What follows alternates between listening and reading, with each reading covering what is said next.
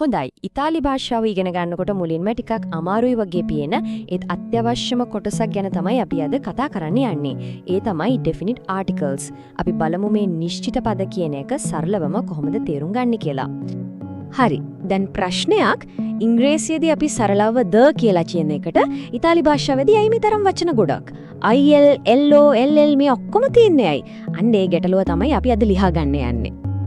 ඉතින් මේ ප්‍රශ්නයට උත්තරේ හොයාගන්න නම් අපි ඉතාලි ව්‍යාකරණවල හරිම වැදගත් සංකල්පයක් තේරුම් ගන්න ඕනේ. ඒකට තමයි කියන්නේ ආටිකල් දෙතෙරිමිනාතිවෝ කියන. සරලවම කිව්වොත් මේ ආටිකල් ඩෙෆිනිටිවෝ එහෙමත් නැත්නම් ඩෙෆිනිට් ආටිකල් එකකින් කරන්නේ අපි කතා කරන නිශ්චිතම දෙයක් එහෙම නැත්නම් ස්පෙસિෆික් දෙයක් ගැන කියන එක.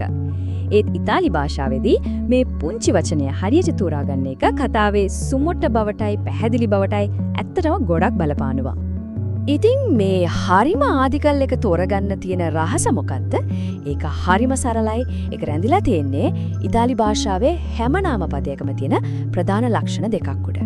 පළවෙනි එක තමයි ඒකේ ස්ත්‍රී පුරුෂ භාවය. දෙවෙනි එක තමයි ඒක ඒකවචනද බහුවචනද කියන එක. බලන්න ඉතාලි භාෂාවේ හැම නාමපදයක්ම එක්ක පුරුෂලිංගිකයි නැත්නම් ස්ත්‍රීලිංගිකයි.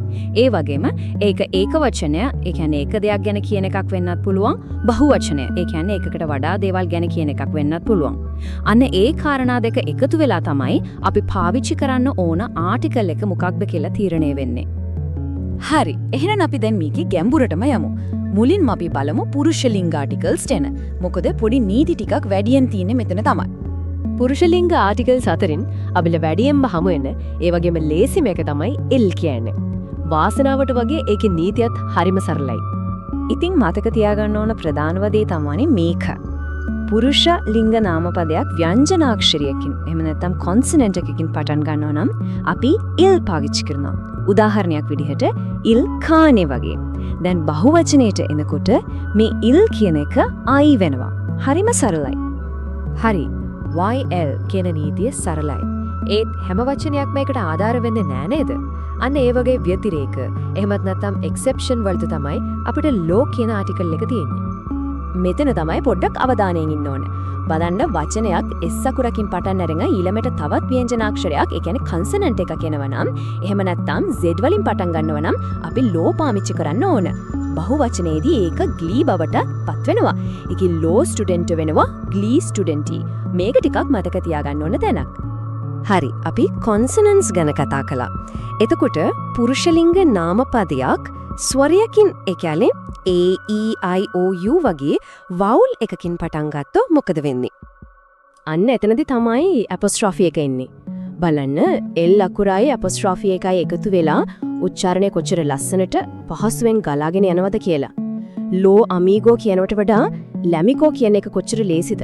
ඒ වගේම මතක තියාගන්න ඕනේ වැදගත්ම දේ තමයි බහුවචනයේදී ලෝ වචන වලට පාවිච්චි කරා වගේම මේවටත් අපි ග්ලී තමයි පාවිච්චි කරන්නේ. හරි. පුරුෂලිංග ආටිකල්ස් වල සංකීර්ණම කොටස අපි දැන් ඉවර කළා. දැන් අපි යමු ස්ත්‍රීලිංග ආටිකල්ස් වලට. පොඩි සහනයක් දැනෙයි. මොකද මේවා නම් ඊට වඩා ගොඩක් සරලයි.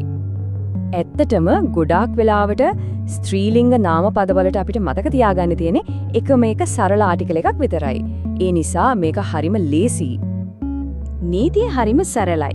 ස්ත්‍රීලිංග නාමපදයක් ව්‍යංජනාක්ෂරයකින් පටන් ගන්නව නම් ලා භාවිතා කරන්න. ලා බොර්සා වගේ. බහුවචනයේදී ඒක ලේ බවට පත් වෙනවා. එච්චරයි. ඊට වඩා දෙයක් නෑ.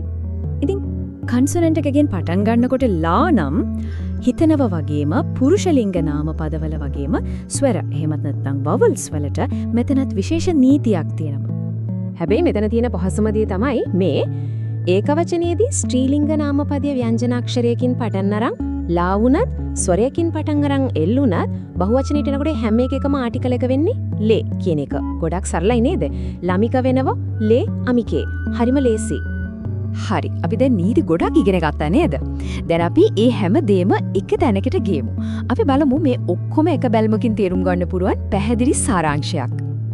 මෙන්න මේක තමයි සම්පූර්ණ කතාව. අපි මෙච්චර වෙලා කතා කරපු හැම නීතියක්ම පුරුෂලිංග, ස්ත්‍රීලිංග, ඒකවචන, බහුවචන ඒ ඔක්කොම කොච්චර පිළිවෙලට එකම තැනක සාරාංශ වෙලා තියෙනවද?